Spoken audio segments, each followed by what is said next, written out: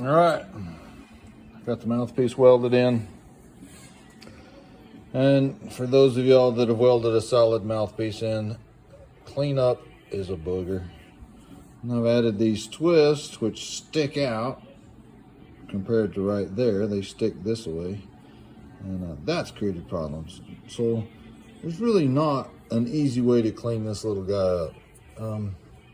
I've used a file, stuck it in my vise, and I clamped it, so I got this fancy fandangled vise over here. Got a new one set up. Got the hydraulic Wilton, what is it, 303.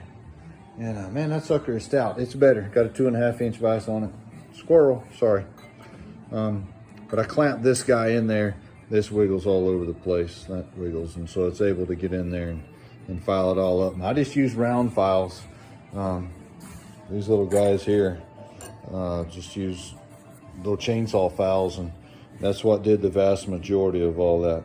Good clean weld, you know, a TIG weld, so it wasn't a ton of cleanup, but that's what it did. Now, I'll show you the parts that ironically are the hardest to clean up, and that's right here and right there. So the front and the back, because your file has to run like this, where here there's nothing in our way going this way and that way, but now when you're running here, it's running lengthwise down the file, and that becomes really hard. So on my Fordham here,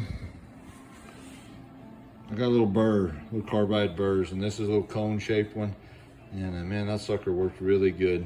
Done this before. Get in there and away you go.